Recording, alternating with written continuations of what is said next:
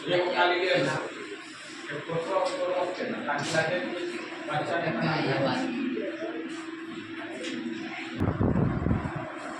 लोग अगला दिन क्या पढ़े याद है? अगला दिन हम लोग पढ़ चुके हैं जाइलम और फलोयम के बारे में। एक पढ़े थे जाइलम और दूसरा पढ़े थे फलोयम। अब हम उसमें जान चुके थे कि जाइलम क्या है। याद है जाइलम क्या है? ये बतलाएंगे, कोई बतलाना है तो बतला। कुछ नहीं, सब भूला गया। पौधे का वह भाग, सुनो, पौधे का वह भाग के द्वारा जल से जल खनिज लवण का अवशोषण होता है, उसी को कहता है मतलब जल से लिया और जल खनिज का अवशोषण कर करके पत्तियों तक पहुंचा दिया, उसी को हम लोग कल पढ़ चुके थे। क्या कह रहे थे? जाइलम। और जाइलम का कार्य क्या था आपको समझ में आ गया होगा। जल खनिज का अवशोषण कर करके कहाँ भेजना? पत्तियों तक पहुंचाना। और इसका उल्टा ये होता कौन? फलोयम। फलोयम किसको कहते हैं? हाँ, पत्तियों से तैयार भोजन को टहनियों के द्वारा या सभी भागों में भोजन को पहुंचा देना क्या कहलाता है? फलोयम। एक उदाहरण हम दिए थे, इसमें माँ और पिता का एक प्रतिनिधित्व। माँ कौन थी? फलायम है, फलोयम। और पिताजी क्या कहला रहे थे? जाइलम। आने जाइलम का काम क्या था? चारों तरफ से इकट्ठा करना, ना जल खनिज का इकट्ठा कर करके कहाँ भेज देना? पत्तियां जब भोजन बनाया तब उसको पहुंचाने वाला काम कौन कर रहे थे? फलोयम। उसमें हम लोग पढ़ चुके थे अगले दिन कि भोजन बनाने के लिए पौधों को किन किन चीजों की जरूरत पड़ती है? कितने चीज की जरूरत? चार चीजों की जरूरत। चार चीजों की जरूरत। चार चीज भी जान रहे हैं, कौन कौन?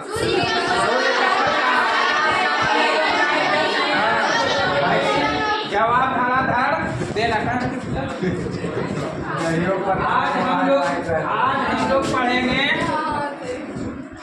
जाइलम का जो चार प्रकार पद लिखाए थे अगला दिन। एक वाहिनिकाएं, दूसरा वाहिकाएं, तीसरा जाइलम और चौथा जाइलम निर्मुक्तक। अब समझना है कि वाहिनिकाएं क्या है। तो वाहिनिकाएं भी जाइलम उत्तक का एक प्रकार है, वह उसी का एक प्रकार है। इसका प्रकार है तो इसका कैसा है, इसका कार्य क्या है? तो पहला जो है कहता है इसका बनावट में यह जो है पौधे के मूल तना यादि में या पाया जाता है। तनों में होता है, जड़ में होता है, टहनिया में होता है। लेकिन इसका कोशिका कैसा होता है? तो लंबा होता है। और कैसा होता है? तो जीव द्रव्यहीन होता है। और कैसा होता है? तो सीरा जो इसका है या नुकीला होता है, नोक के जैसा होता है। और कोशिका भित्ति जो होता है वह मोटा होता है। तो यही प्रश्न बनेगा, इसकी वाहिनिकाएं की कोशिका भित्ति कैसी होती है? तो लंबी होती है। इसका कोशिका भित्ति कैसी होती है? तो मोटी होती है। कैसा होती है? तो नुकीली होती है। कार्य इसका है पौधे को यांत्रिक सहायता देना। पौधों का क्या करेगा? ये सहायता प्रदान करेगा। कौन? वाहिनिकाएं। अगला फिर है खाली वाहिकाएं। एक है वाहिनिकाएं और एक है खाली वाहिकाएं। वाहिकाएं किसको कहेंगे? तो यह भी इसका क्या हुआ? दूसरा प्रकार हुआ। दूसरा प्रकार में कहता है यह कैसा होता है? तो मृत होता है। कैसा होता है? तो लंबा होता है।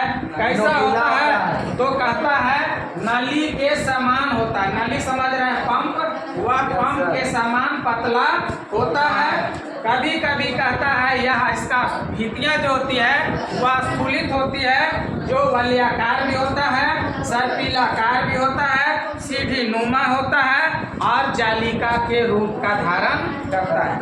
कार्य इसका भी वही है। कहता है यह जल खनिज लवण को पत्ती तक पहुंचाता है। इसका मुख्य कार्य है जल के द्वारा जल खनिज मिला उसको वहां पहुंचा देना पत्तियां तक। जाइलम तंतु क्या है? तो ये भी उसी का प्रकार है।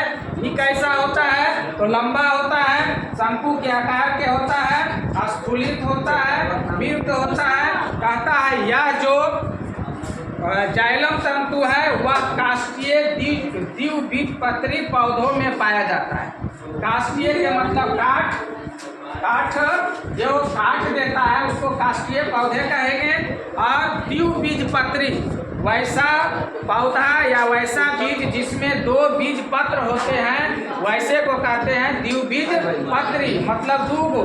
जैसे चना को अगर हम उखाड़े उसका चट्टा ऊपर गोखला जिसको हम लोग कहते हैं तो उसको अंदर में कै गो निकलेगा? 2 भाग निकलता है, तो वो कहलाता है द्विबीजपत्री। आम का भी गुठली से जब निकालते हैं उसको तो कै गो निकलता है? 2 गो। मछली से निकालेंगे तो कै गो? 2 गो।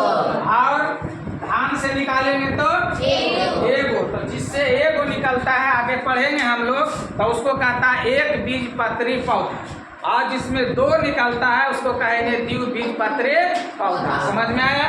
कार्य इसका है कोशिका कहता है प्राय कार्य, यह भी आंतरिक सहायता प्रदान करता है। ये भी सहारे के काम करता है क्योंकि जाइलम में के है और इसका काम है जल खनिज का अवशोषण करना। दूसरा चौथा है जाइलम मृदुतक।